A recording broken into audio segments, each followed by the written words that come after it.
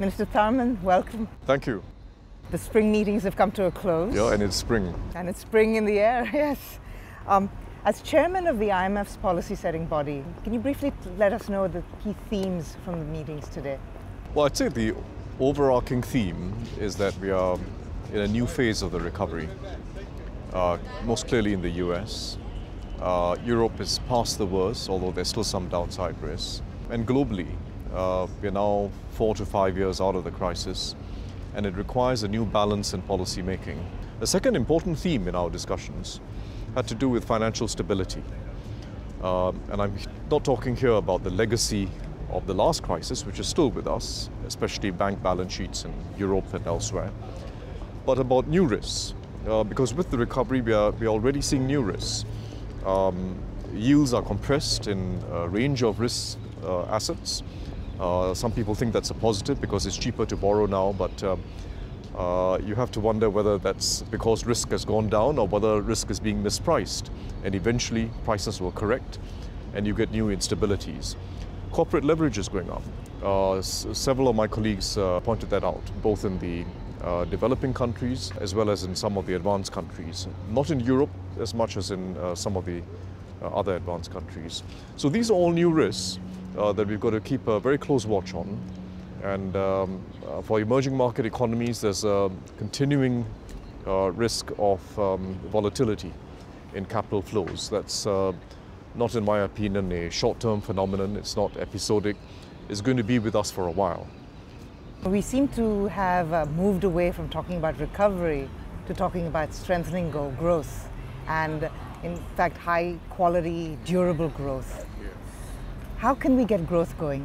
Our basic macroeconomic measures to keep demand afloat remain important, but increasingly our focus has to be on structural reforms, because our aim should be to build resilience in growth, not just quarter to quarter, year to year growth, but build self-sustaining resilience in growth. And that has to come from structural reform, because the world is operating at below potential output everywhere, in the US, in the UK and Europe. Many emerging countries are still below potential output levels. There is, by definition, a shortage of demand. The question is, how do we bridge that shortage or demand? And if we rely solely on demand management, a macroeconomic stimulus basically, it might not do the trick. And the reason is because the key now, at this stage of the recovery, the key is to build long-term confidence into our economies. And that long-term confidence is going to come much less from macroeconomic policy than it is going to come from stronger institutions, a predictable investment environment, confidence that long-term investors have in our economies. So that's why the supply side featured a lot more in our discussions this time. And it's not a matter of supply side versus demand side. Demand-oriented policies still play a role, but it's a supply side that brings confidence at this stage of the recovery, confidence that can last. You know, the IMFC expressed deep disappointment in the delay in the quota reform. How do we move forward on this? Well, we're not in an ideal situation. We had never wanted to be here, but we have to find a practical way forward. First, full focus on the United States. It's got to ratify the reforms, and I believe they will. It's in their interests, and I believe they will eventually do the responsible thing. But more fundamentally, these reforms, the 14th review of quotas, the board reforms, are part of an evolution of a critical international institution. The IMF is about multilateralism. It's about global solutions to global problems. If the IMF doesn't reform, if it doesn't get the resources it needs, permanent resources, not just temporary borrowings, then what we're going to see is a rise of regionalism, bilateralism. We're going to see a more fragmented world. And that's not a world that will be safer, and it's not a world that will be better for anyone, most especially the United States. We heard a lot during the meetings on income inequality. What are some of the priorities to address this issue?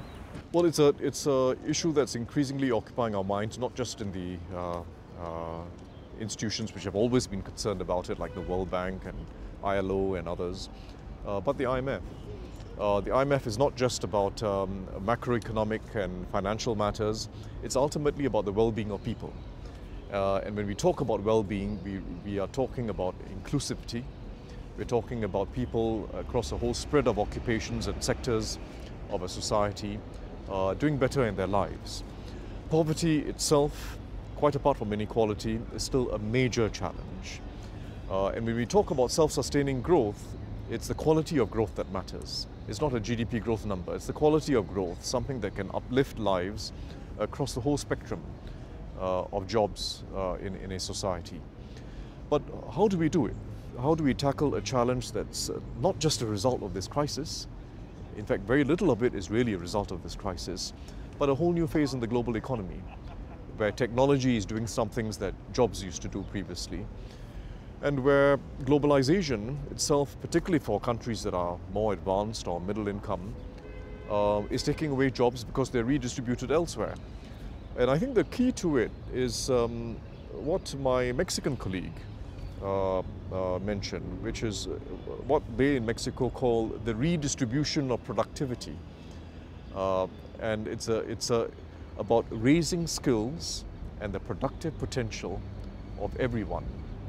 Not just those in the most modern and advanced sectors, not just the professionals or the knowledge-based workers, but raising skills and productive potential of everyone so they can earn a better wage and earn their own success.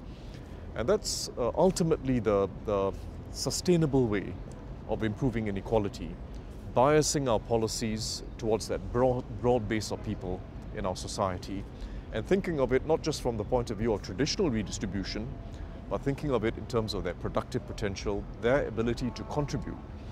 So it's a challenging task. There's no one model that works superbly in the world today. We've got to listen to each other and learn from each other. Thank you so much, Minister Tharman. Thank you.